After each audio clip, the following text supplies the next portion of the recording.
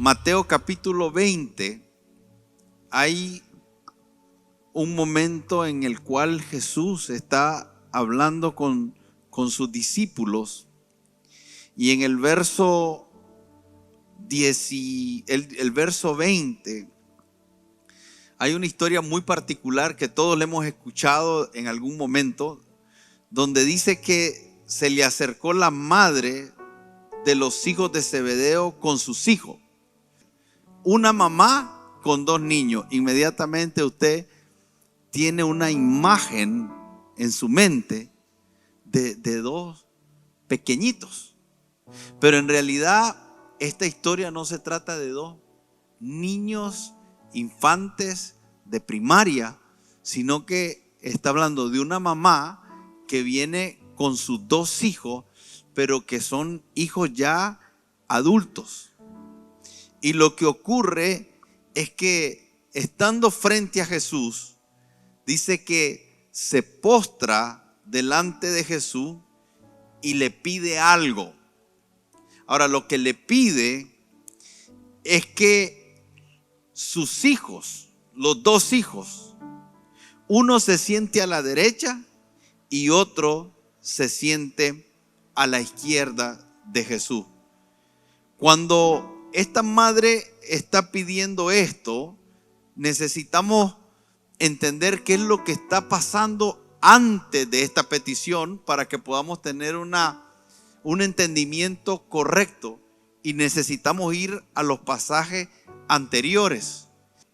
Si usted solamente lee este capítulo y escucha esta petición, hay muchas cosas que usted se va a perder, porque antes de esto Jesús anuncia su muerte. Anuncia su muerte en varias ocasiones. En Mateo capítulo 16, el verso 21 es la primera vez que Jesús anuncia su muerte a sus discípulos y les declara que Él va a ser entregado a los principales sacerdotes y a los escribas y que va a ser muerto. Pero también les dice que va a resucitar. Y ahí es donde Pedro, al escuchar por primera vez que Jesús va a ser muerto, es cuando le dice: Señor, que tal cosa no te acontezca. Y Jesús le responde, como ya sabemos, esa frase famosa: quítate de mí, Satanás, me eres tropiezo. Entonces nosotros vemos la primera vez que Jesús anuncia su muerte, la reacción de la gente, o de Pedro específicamente, es: Señor, que no te pase tal cosa. Lo primero que se le viene a la mente a Pedro es el sufrimiento que Jesús va a tener. Y seguro él está vinculando con su vida y diría: a mí no me gustaría pasar eso, por lo cual no quisiera que Jesús también pase eso. Y ahí es donde el Señor le dice: lo que tú estás diciendo no viene de Dios, viene de una fuente que es Satanás mismo. En el capítulo 17, Jesús le vuelve a hablar de su muerte y le dice en el verso 22: el Hijo del Hombre será entregado en manos de hombres y le matarán, mas al tercer día resucitará. Y ellos ahora se entristecen. Ya no expresan nada, porque se dieron cuenta que en el momento que Jesús habló sobre su muerte y Pedro le dijo que no te acontezca tal cosa, la respuesta de Jesús no fue algo placentera, sino que más bien era un reproche. Entonces ahora cuando Jesús les dice en Mateo 17 que será entregado en manos de los hombres y le matarán, ahora la reacción de ellos es tristeza. En la regeneración, cuando el Hijo del Hombre se siente en el trono de su gloria, vosotros que me habéis seguido también os sentaréis sobre 12 tronos para juzgar a las 12 tribus de Israel. Ahora Jesús les está hablando de su muerte, pero les está hablando de que cuando eso acontezca, en el día de la regeneración, cuando el Hijo se siente en el trono de gloria, dice: vosotros también que habéis seguido se sentarán sobre 12 tronos para juzgar a las 12 tribus. Y cualquiera que haya dejado casa o hermano, o hermanas, o padre, o madre, o mujer, o hijos, o tierras por mi nombre, recibirá 100 veces más y heredará la vida eterna. Pero muchos primeros serán postreros y muchos postreros serán primeros. Después de eso es donde viene la enseñanza sobre ese padre de familia que contrata labradores para que vayan a su viña y la labren, y habla de que a uno lo contrata a la hora primera, después a otro lo contrata a la hora sexta, y a la hora del pago a todos les da lo mismo. Y hay unos que se molestan porque dicen, estos que vinieron de último, que no se expusieron al sol, que no tuvieron que hacer todo lo que nosotros hacemos, terminan tomando lo mismo que nosotros. Y ahí es donde Jesús le dice, ¿acaso yo no puedo hacer lo que yo quiero con lo que es mío? Con ustedes hice un contrato que les daría un denario y un denario les he dado. Ahora yo puedo dar como yo desee. Esto viene aconteciendo en una serie de enseñanzas donde al parecer hay algunas cosas que a los discípulos no les parece que Jesús dé la vida, por lo cual se entristecen y le recomiendan que no le acontezca tal cosa. Después, por otro lado, cuando el Señor habla de dar una recompensa a aquellos que trabajaban para Él, en su justicia no les cabe que los que trabajaron menos horas tengan el mismo pago que los que no trabajaron tantas horas. Y después, cuando Jesús le habla de que en el día de la regeneración Él va a estar sentado en un trono de gloria, pero les dice, van a haber 12 tronos más. Y pareciera ser que cuando Él les habla de eso, comienzan ellos a hacerse ideas y comienzan a autoevaluarse qué se puede merecer cada uno de ellos.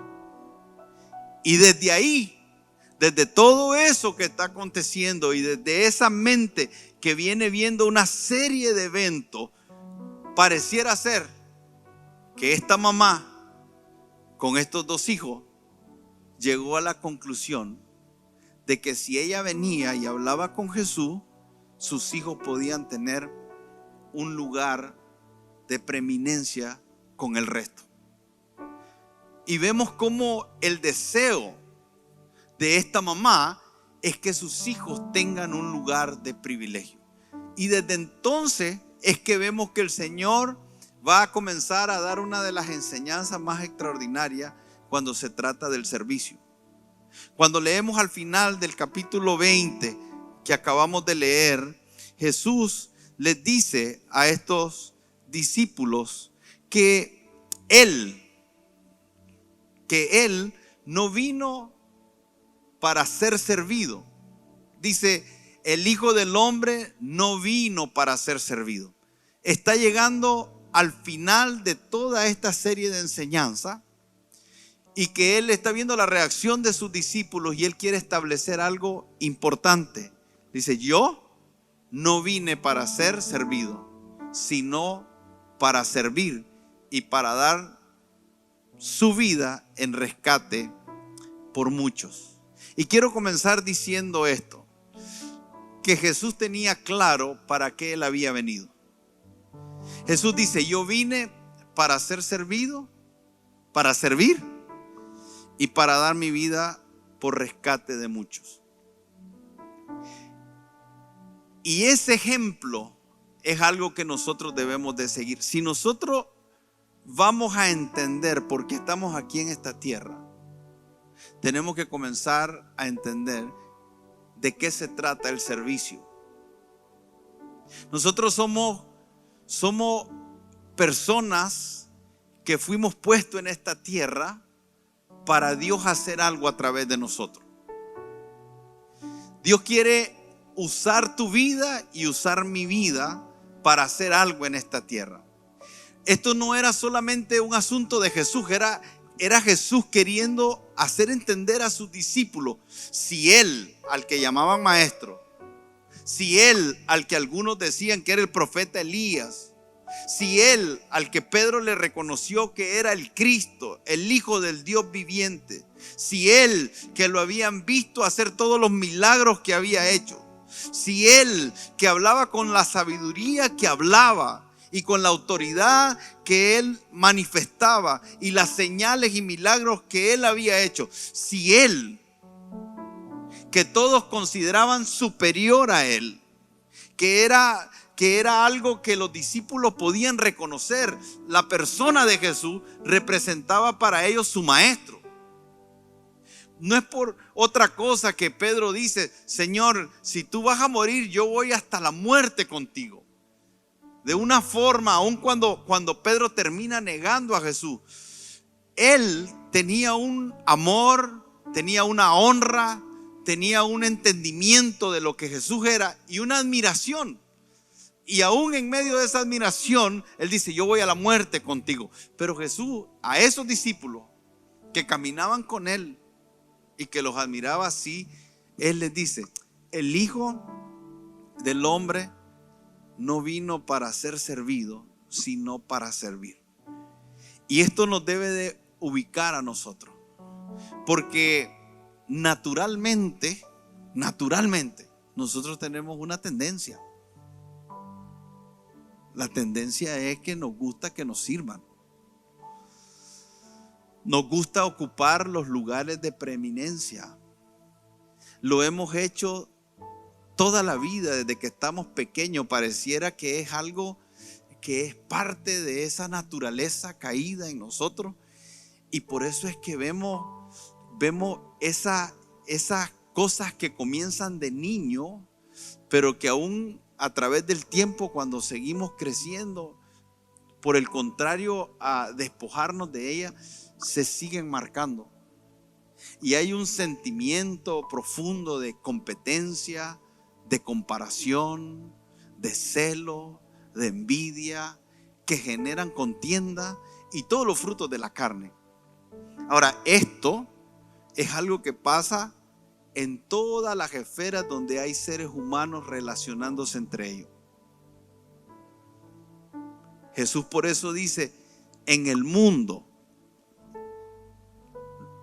los gobernantes se señorean de la gente. O sea, en el mundo.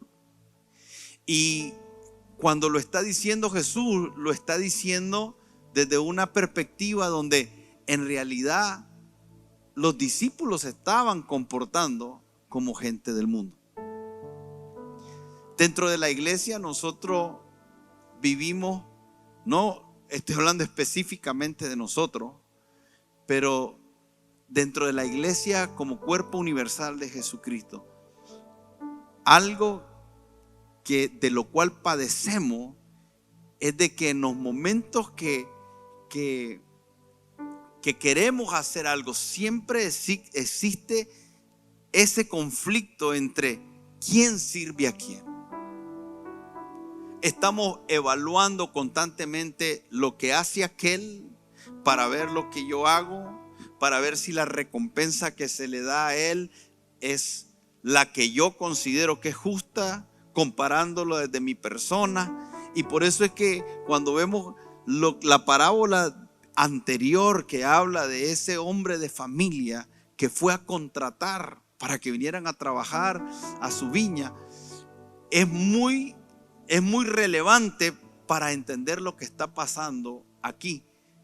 ¿Qué tenían en la mente esta mamá y estos dos discípulos que les hacía pensar que ellos se merecían ese lugar de honra? Entonces, yo lo primero que quisiera que podamos tomar de esto es esta frase que Jesús dice: yo vine ¿Para qué vino Jesús? ¿Están aquí? ¿Para qué vino Jesús? Y usted y yo. Entonces, cuando Jesús dice: yo vine para servir, no para ser servido, lo que está diciendo es: desde antes de la fundación del mundo se estableció un propósito, una razón por la que en el tiempo yo estaría en esta tierra. Y la razón por la que yo estaría en esta tierra es para ser servido. Y ahí dice la razón cómo Él iba a servir, para dar su vida en rescate por. Ahora, para usted y para mí, el propósito puede ser diferente, aunque el propósito de Dios es el mismo. La parte que yo voy a hacer en ese propósito es muy específica. Solo hay un propósito y solo hay un plan y solo hay una visión, y es la visión, el plan y el propósito de Dios. Amén. Pero hay algo que yo voy a jugar un papel específico en ese propósito. El éxito del hombre, la realización del hombre, es llegar a posicionarse en ese lugar donde nosotros podamos decir: para esto he nacido. ¿Recuerdan cuando Esther le dice a Mardoqueo: ¿qué tú sabes si para esto has nacido? Si yo te preguntara: ¿para qué has nacido? ¿Cuál es la razón de tu existir? ¿Qué me responderías? Creo que esa es una pregunta en la cual no podemos descansar hasta que la descubramos. Porque de ahí es que todo en nuestra vida va a cobrar un sentido diferente. Aún las tribulaciones. Se recuerda cuando dice la Escritura: todo esto, dicen los apóstoles en un momento que estaban enfrentando dificultades, todo esto ha redundado para el avance del Evangelio, para que el propósito que Dios tiene conmigo se cumpla. Y comenzás a ver desde esa perspectiva. Por eso es que cuando Jesús dice: voy a ir a la cruz, Pedro le dice: que no te acontezca tal cosa. Y Jesús inmediatamente, desde el entendimiento de lo que está declarando él ahí: para esto vine. Piense cómo tenía tanta claridad Jesús. Y sí sabemos que Jesús es 100% Dios y 100% hombre, pero tenía una claridad como hombre. Y Jesús se hizo hombre y se humilló hasta lo sumo. Y cuando dice se hizo hombre, es que vivió como hombre. Pero dentro de esa humanidad, Él tenía una claridad tan profunda que, aún sabiendo que su propósito era morir y que esa muerte iba a traer dolor, y por eso es que en Getsemaní Él está sudando una mezcla de sudor con lágrimas de sangre por causa del estrés en que está, porque sabe lo que le espera hacia adelante. Pero Él entiende que esa es parte de su propósito, y por eso es que dice la Escritura que por el sumo gozo puesto delante de Él sufrió la cruz, sufrió el oprobio. La claridad en el propósito nos va a ayudar a enfrentar la vida. Pero es un asunto de propósito, que es la asignación específica que nosotros podamos tener, pero que tiene que llevar ese elemento que es servicio. Cuando nosotros logramos poner el entendimiento del servicio con el propósito, entonces es cuando podemos llegar a terminar nuestros días como Pablo dijo: acabé la carrera. Jesús lo dijo de una manera diferente. Jesús dijo: consumado es. Qué maravilloso es llegar al fin de nuestros días. Qué maravilloso es poder estar en ese momento, en el futuro, anciano, y que podamos decir: acabé, terminé. Un día póngase a averiguar las diferentes etapas por las que el ser humano pasa de acuerdo como va entrando en edad. Y se va a dar cuenta que lo que es importante a los 15 no es importante a los 25. Y lo que es importante a los 25 no es importante a los 35. Y lo que es importante a los 35 no es importante a los 45.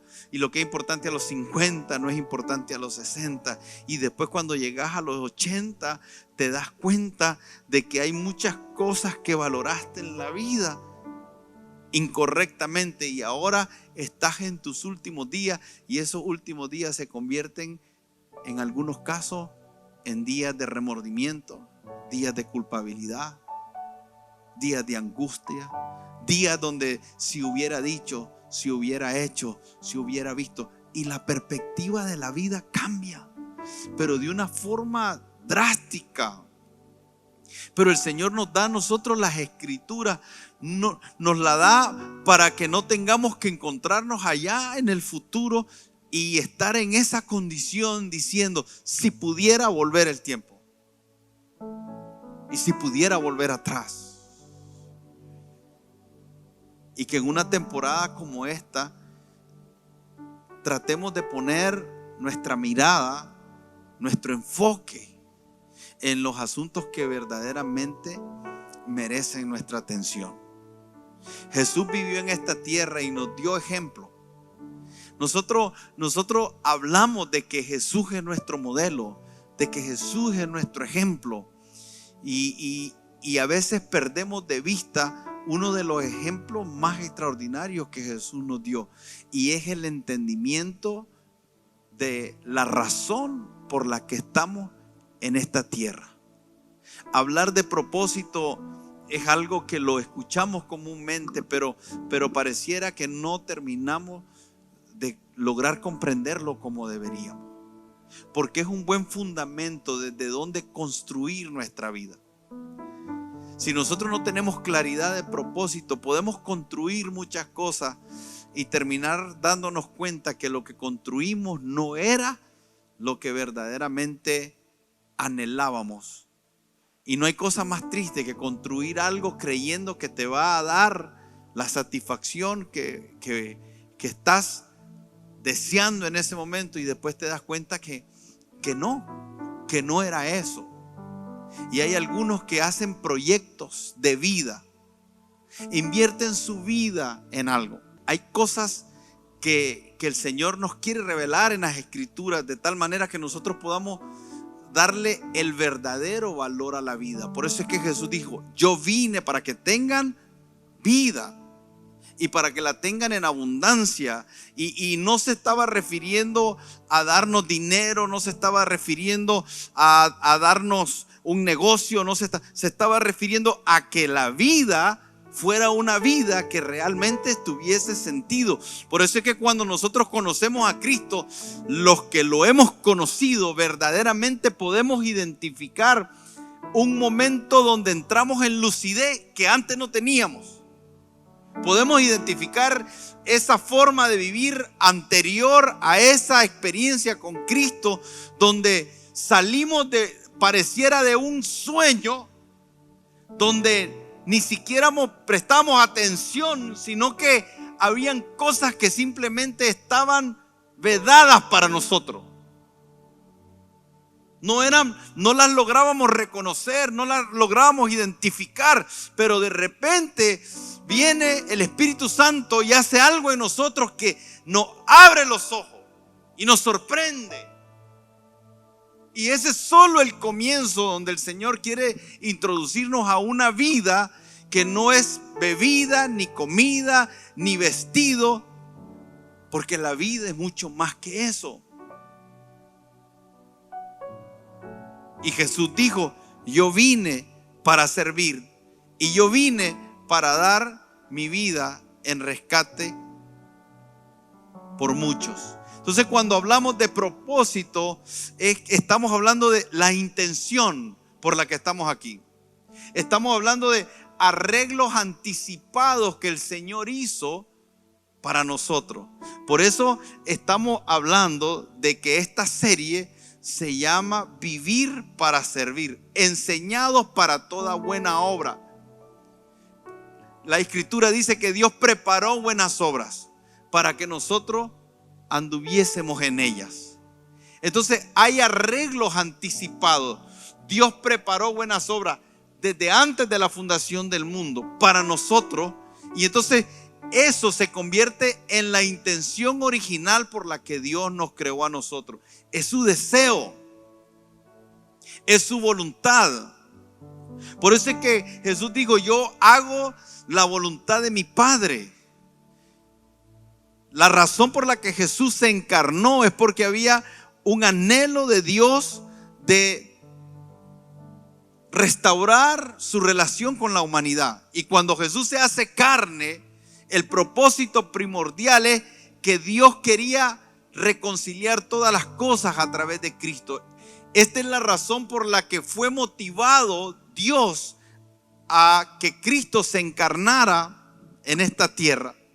Es la razón por la que nacemos. Es la razón por la que respiramos. Es el destino preestablecido que Dios tiene para nosotros. Es lo que hizo que un día naciésemos, porque Dios había comenzado algo en su corazón, lo había terminado en el corazón. Y cuando nosotros nacemos es el inicio de lo que ya Dios había determinado. Un final con un comienzo anticipado, pero que cuando nosotros estamos en la tierra comenzamos a manifestar el anhelo de Dios. Entonces tiene que ver con nuestro destino, tiene que ver con nuestra misión, tiene que ver con el objetivo por el que estamos aquí. Todos nacimos para hacer algo con lo que tenemos que cumplir. Y esto nos va a ayudar a determinar hacia dónde vamos. Nos va a ayudar a entender que no somos un experimento y no estamos tratando de vivir como un experimento. No estamos tratando de buscar un propósito, sino que entendemos que tenemos un propósito.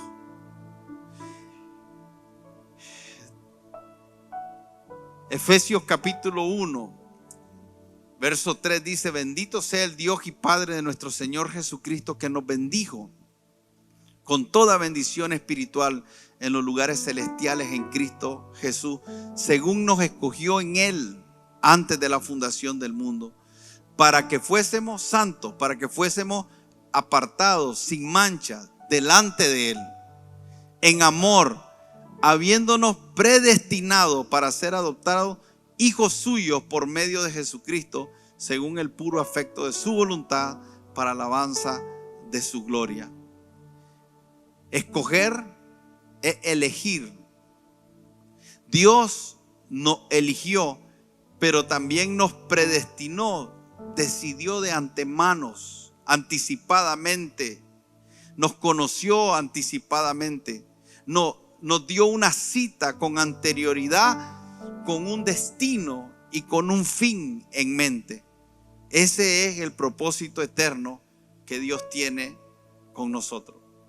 Ahora, cuando nosotros vemos ahora que Jesús le dice: yo no vine para que me sirvan, sino vine para ser servido. Entonces tratemos de analizar la petición de esta mamá, diciéndole a Jesús que se siente uno a la derecha y uno a la izquierda.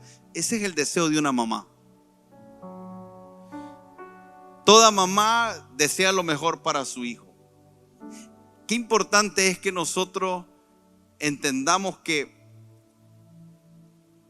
nosotros, aun cuando tenemos deseos buenos para nuestros hijos, deseos buenos para nosotros mismos, no hay mejor deseo, ni mejor propósito, ni mejor final que lo que el Señor tiene para nosotros.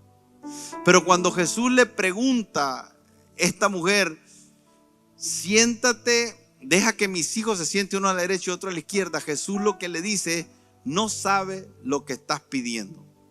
En otras palabras, la petición brota desde la ignorancia. Hay muchas veces que nosotros pedimos desde la ignorancia, y la Escritura dice: ¿hemos de pedir como conviene? No lo sé, pero el Espíritu Santo intercede con gemidos indecibles. A veces pedimos porque no conocemos algunas cosas, y es muy peligroso cuando pedimos algo desde la ignorancia. Por eso es que Jesús le dice: tú no sabes lo que pides. Y le dice la razón por qué. Porque podéis beber del vaso que yo bebo o ser bautizado con el bautismo que yo soy bautizado. Y ellos le dijeron, ¿podemos? Y les dijo, a la verdad de mi vaso beberéis y con el bautismo que yo soy bautizado seréis bautizados. Pero el sentaros a mi derecha y a mi izquierda no es mío darlo, sino a aquellos para quienes está preparado por mi Padre. Ahora fíjese bien, qué interesante esto, porque Jacobo sería uno de los primeros discípulos en sufrir el martirio. Es casi como que se le concedió lo que estaba pidiendo. Le dice, puedo sentarme a la derecha y a la izquierda. Y le dice el Señor, espérate, del vaso que yo bebo, el ser bautizados conmigo, lo pueden hacer. Y es interesante porque la copa que Jesús iba a beber era una copa de sufrimiento. Por eso es que digo que es peligroso pedir algunas cosas. Ellos le están pidiendo, yo quiero sentarme a la derecha y a la izquierda. Están hablando de una vida futura y ahí en la vida eterna. Pero Jesús les dice, primero quiero que entiendan que ustedes están pidiendo desde la ignorancia. Porque todavía no han entendido que algunas cosas solo le corresponde al Padre asignarlas. Si nosotros entendiéramos que hay algunas cosas que solo al Padre le corresponde dar, dejaríamos de estar queriendo lograrlas por nuestra propia fuerza. Dejaríamos de estar intentando alcanzar esa cosa por quedar bien con los hombres. O dejaríamos de estar tratando de alcanzar esas cosas por ser visto por los hombres. Dejaríamos de estar alcanzando esas cosas de tal manera que estemos llevando a cabo manipulaciones que nos lleven a un lugar donde a veces aún dentro de la iglesia y del cuerpo de Cristo se mueve esa parte política, ¿no? De que hay que hacer cosas para ganar la aprobación y ganar adeptos y comenzamos a creer que una buena predicación o una buena enseñanza o una forma de comportarse nos puede llevar a hacer algo. Jesús les está diciendo, no, hay algunas cosas y hay algunos lugares que solo el Padre da. Y eso nos lleva de regreso a recordar esa historia que aun cuando David no había sido tomado en cuenta ni por su padre, ni por sus hermanos, ni por su madre, cuando el Señor da algo y cuando el Señor dijo, yo me he buscado, yo me he provisto a alguien conforme a mi corazón, había un lugar para David que no lo iba a poder suplantar nadie. Entonces Jesús le está diciendo, ustedes tienen que comenzar a cambiar. Y Jesús comienza a enseñarle una mentalidad, un entendimiento espiritual de cómo debían de ser las cosas entre ellos. Y hace una comparación entre cómo se mueve el sistema del mundo y cómo se debería de mover nosotros, los hijos de Dios, en el reino de Dios. Primero tenemos que saber y cerciorarnos que no estamos pidiendo desde la ignorancia. Y luego saber que hay algunas oraciones que solo el Padre en su soberanía y en su perfecta voluntad va a determinar lo que nos va a dar. Y una de ellas en este contexto es que el lugar que vamos a ocupar en el reino, la recompensa, las posiciones, no son algo que al final del camino nosotros podamos decidir. Hay una enseñanza que Jesús le está dando, pero sin embargo el reproche de Jesús no es que hayan pedido estar a la derecha y a la izquierda. En realidad el reproche de Jesús es porque lo hacen desde la ignorancia, porque no conocen al Padre y porque lo están haciendo bajo un sistema que no es el sistema de Dios. Y ahí es donde Él quiere comenzar a enseñarle y les dice en el versículo 25, entonces Jesús llamándolos dijo, ¿sabéis que los gobernantes de las naciones se enseñorean de ellas? Y los que son grandes ejercen sobre ellas potestad. Mas entre vosotros no será así, sino que el que quiera hacerse grande, diga conmigo, el que quiera hacerse grande entre vosotros será vuestro servidor. Ahora, esto de la grandeza, estos domingos estamos hablando de Abraham, y Dios le dice: yo voy a engrandecer tu nombre. Dios no tiene problema con que usted llegue a ser engrandecido. Más bien, Él quiere engrandecernos. Él quiere ponernos en posiciones de eminencia. Él es quien quiere llevarnos delante de los reyes. Él es el que quiere que tú seas alguien que pueda alcanzar lugares extraordinarios en lo que sea que haga. Pero que entendamos el cómo se hace eso es lo más importante. El que quiera hacerse grande, sea servidor de todos. Y el que quiera ser el primero entre vosotros, será vuestro siervo. Ahora, esta palabra, siervo, es ejercer una función de esclavo. Es tener una actitud donde nosotros suplimos necesidades. Y lo que el Señor está diciendo es: ustedes, donde quiera que se desarrollen, y aquí hay un principio. Aquí hay un principio para la familia, aquí hay un principio para los negocios, aquí hay un principio en el desarrollo que quiera tener usted en la iglesia, en lo que usted quiera aplicar. El Señor lo que está diciendo es: una forma de subir es bajando. Una forma de ser exaltado es humillándose. Una forma de dirigir y liderar es cuando comienzas a servir a todos. Y esa condición de servicio es una de las características que tenía Jesús. La Biblia dice que Jesús anduvo haciendo bienes a todos. O sea que Jesús caminó por la tierra no solo con su mirada puesta en la cruz. Está bien, Él tenía la mirada puesta en la cruz, pero Él, donde quiera que llegaba, Él siempre estaba viendo la necesidad y cómo servir. El servicio es simplemente esto: ver una necesidad y colocarme en una posición donde hago algo para que lo que está faltando sea suplido. Algunas veces puede ser lo más básico, o lo más sencillo, o lo más simple, o lo menos relevante, o lo que nadie quiere hacer. En otras ocasiones es lo que todo el mundo desea hacer, donde lo más relevante que está ocurriendo es lo que se está necesitando. Pero de alguna forma tenemos que entender que el servicio es esa capacidad que nosotros tenemos de ver una necesidad y suplirla. Y esa necesidad puede ser en la casa, esa necesidad puede ser en el trabajo, y esa necesidad puede darse en la iglesia. Cuando nosotros aprendemos a ver esa necesidad, es como que eso atrae al Señor, que es el que ve en el secreto y sabe recompensar en público, y se convierte en una actitud. Servir no es algo natural, se aprende, se desarrolla a través de la práctica, y en la medida que lo vamos haciendo se va convirtiendo en parte nuestra. Y una vez que eso pasa y comienza a ser parte tuya, eso comienza a tener efectos en toda tu vida.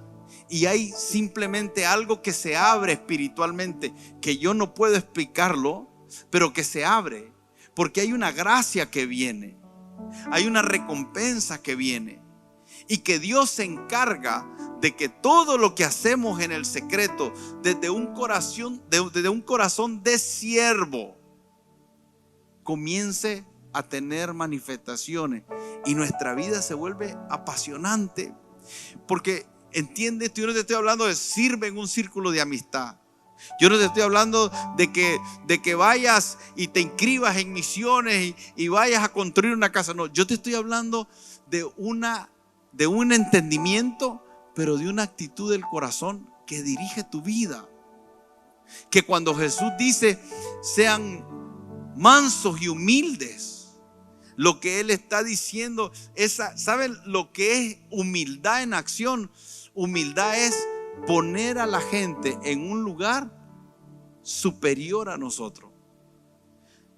Es comenzar a ver a las personas de tal manera que tú las ves y tú las colocas en un lugar donde tú te pones al servicio de ellos. Y la Biblia tiene numerosas recompensas de alguien que vive con una visión así. Y esto parece un ideal y parece algo que todos de alguna manera, cuando expresamos humildad, pareciera que lo entendemos a la perfección, pero nos ha faltado la práctica en el día a día. Una vida de humildad es una vida de servicio, y una vida de servicio es una vida de humildad. Y hay una actitud que se desarrolla. Y por eso es que Filipenses dice que el Señor tomó forma de siervo. Filipenses 2:5 dice: haya pues en vosotros este sentir que hubo también en Cristo Jesús, el cual siendo en forma de Dios. Mire qué lindo esto, porque tu forma no puede ser un impedimento para servir. Tus capacidades, tu posición, lo que sea que tú hayas alcanzado, nunca se puede convertir en algo que te impida servir, que te impida tener la humildad para ver la necesidad que hay, cualquiera que sea, y suplirla. Este sentir tiene que haber en nosotros. El mismo sentir que hubo en Cristo, que aun cuando era Dios y tenía forma de Dios, dice, no estimó el ser igual a Dios como cosa a que aferrarse, sino que se despojó a sí mismo, tomando forma de siervo, hecho semejante a los hombres, y estando en la condición de hombre, se humilló a sí mismo, haciéndose obediente hasta la muerte, y la muerte de cruz. Haya pues en vosotros este sentir. Es muy difícil que hayan conflictos cuando hay un ambiente y una cultura entre nosotros de servicio. El servicio hace, donde hay un espíritu de servicio, el conflicto parece que se desvanece. Porque lo contrario a servir es el orgullo de creer que somos superior a otro. ¿Sabe qué pasó con los discípulos cuando estos dos dijeron queremos sentarnos uno a la derecha y otro a la izquierda? Dice que los otros discípulos se enojaron. Ya había un problema entre los discípulos. Por eso es que usted no se asuste. Si a Jesús se le dieron estos problemas, usted no se asuste. Cuando usted esté en un lugar y vea que algunos pareciera ser que tienen una forma de expresarse o de comportarse donde pueden hacer sentir a otros menospreciados, no te asustes, solo recuerda esto. Recuerda que dentro de los discípulos de Jesús, después de haber convivido con Él, haberlo escuchado, haberlo visto hacer todo lo que hizo, predicarles, enseñarles, modelarles, aún en ese ambiente que parece tan perfecto, ideal, es increíble que en un momento determinado a estos discípulos se les salió ese orgullo, se les salió ese egoísmo, se les salió esa arrogancia de superioridad. Pero ¿sabe qué? Es aún peor que estos dos reaccionaron de esta manera, pero los otros reaccionaron igual, porque ellos estaban viendo lo malo que los otros estaban haciendo, pero la razón por lo que lo estaban llamando malo es porque lo que ellos estaban haciendo los estaba colocando a ellos ya en una posición donde no iban a tener esos lugares. Entonces pareciera ser que la molestia es porque ellos se adelantaron. Pareciera ser que la molestia es porque ellos hicieron algo y iban a recibir algo que ya ellos no iban a recibir. Y en ese contexto es donde Jesús llega donde ellos y le dicen: ustedes están igual que los gobernantes de esta tierra. Se están comportando igual. Por eso es que esta historia nosotros la debemos de leer no a la ligera y no verla como algo que ya sabemos, cuando en realidad tiene mucho que ver con cómo somos aún hoy. Hay cosas de esta historia que en una medida todavía están en mí. Hay detalles de esta historia con los cuales todavía yo tengo que luchar. No ayer y no hoy, sino creo que todos los días de mi vida que esté sobre esta tierra. Esto es algo que tiene que estar permanentemente en nuestro corazón, porque en cualquier momento podemos pedir lo que no debemos desde la ignorancia y meternos en problemas y tener consecuencias por colocarnos en posiciones que el Señor no nos llamó, por ambiciones personales. Que no nos pase la que le pasó a Pedro, que en un momento de arrebato él se sintió superior al resto y Pedro dijo: Señor, todos ellos te pueden negar menos yo. Y el diablo dijo: déjame probarlo. Y el Señor le dijo: permiso concedido. Porque el Señor Jesús le dice a Pedro: Pedro, Satanás te ha pedido para... Hay algunas zarandeadas que no la buscamos nosotros, por decir lo que no decimos, por pedir lo que no debemos, y nos la buscamos nosotros.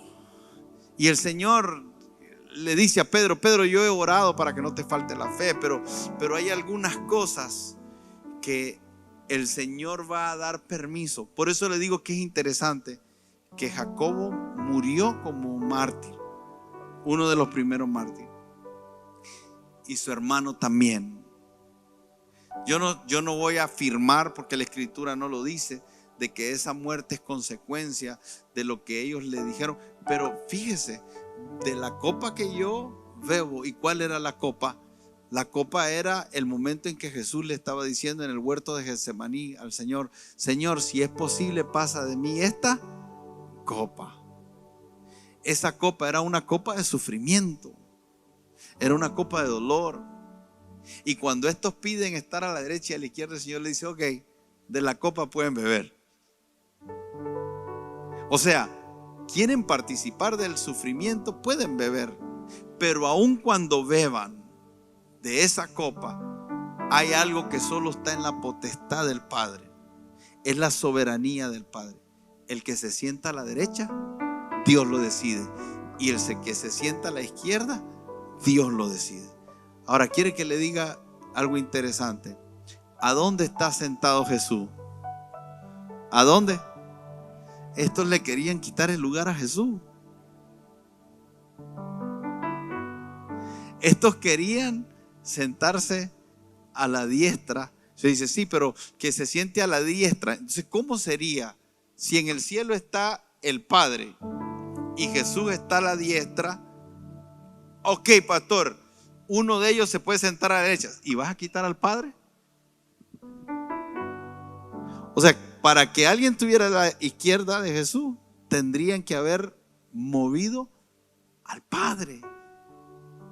¿Sabe cuántas cosas nosotros no terminamos de entender cómo operan espiritualmente?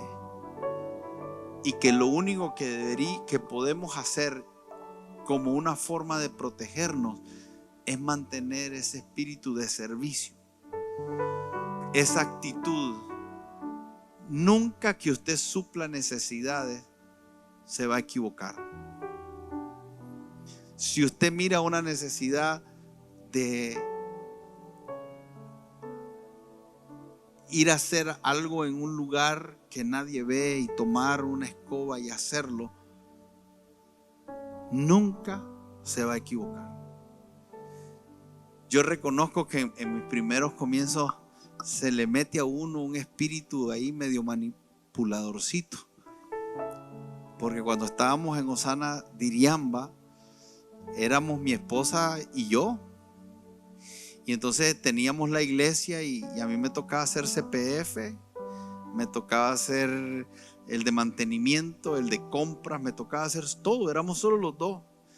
Y entonces a veces el agua se iba y necesitábamos limpiar el edificio, el templo, y no había agua.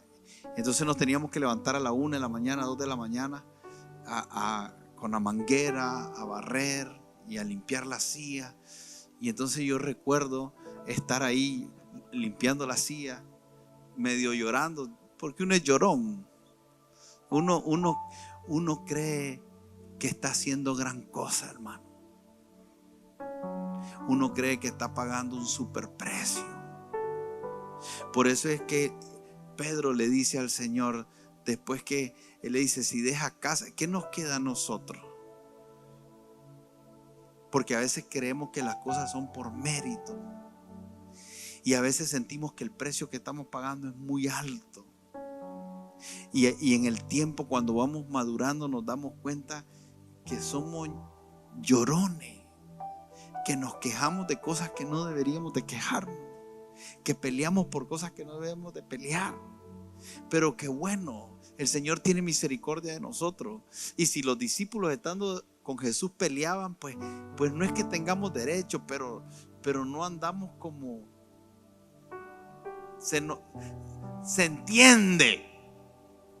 Se entiende, porque a veces uno oye cosas de gente quejándose de cosas y llorando por cosas y alardeando por cosas, y a veces parece como que casi que están pidiendo que le hagan una estatua de reconocimiento por cosas que uno dice, wow, ¿cómo puede ser? Entonces veníamos mi esposo y yo estaba ahí a la 1 de la mañana, 2 de la mañana. Señor, aunque nadie me vea. Por eso es que le digo, y me doy cuenta que era un manipuladorcito. Porque lo que le estaba queriendo era manipular al Señor. Mira, aquí estoy pagando un precio, cuando otros están en la cárcel, en otros países, siendo perseguidos por predicar el evangelio. Cuando otros no tienen un púlpito donde predicar y están predicando en la cárcel. Cuando otros están siendo golpeados y muertos por predicar sin que nadie se dé cuenta, sin que nadie sepa. Y es aquí nosotros en esta parte del mundo molestos porque no nos volvieron a ver, molestos porque no nos aplaudieron, molestos por lo que no nos reconocieron. Tiramos y aquí entrego porque no reconocen, y nosotros aquí estamos en una realidad totalmente diferente y viendo las cosas de una forma diferente, y por eso es importante que comencemos a darnos cuenta lo que está pasando con nuestros hermanos en otros lados del mundo, porque cuando comenzamos a ver la pureza del evangelio, hablar de servicio, viendo el sacrificio que otros están haciendo, hablar de suplir una necesidad viendo que otros están corriendo sus vidas peligro, nos vamos a dar cuenta que no es nada, y que aquella gente está dispuesta a entregar su vida. Y de este lado del mundo nosotros creemos que con congregarnos ya la hicimos, que con diezmar ya la hicimos, que con no decir las palabras ya la hicimos, que con ser marido de una sola mujer ya la hicimos, porque todavía no entendemos que el evangelio no se trata solo de no hacer lo malo. El evangelio es no hacer lo malo, pero es también hacer lo bueno. Si no hacemos lo malo, estamos a media. Es cuando no hacemos lo malo y hacemos lo bueno. Y entendemos que el Señor preparó buenas obras de antemano para que nosotros anduviésemos en ellas. Entonces yo quiero motivarte a que tengas una vida por medio de la cual estás sirviendo en la obra del ministerio. Esto no tiene que ver con engrandecer Osana. Esto tiene que ver con que nosotros vivamos una vida de propósito. Usted no debe, no debería por ninguna circunstancia creer que el evangelio se trata de simplemente vivir una vida donde no hacemos lo malo. Tenemos que hacer esas buenas obras que Dios preparó de antemano para que nosotros anduviésemos en ella. Tengamos ese mismo sentir que tenía Cristo, el cual se hizo obediente y obediente hasta la muerte. Amén. Vivamos para servir.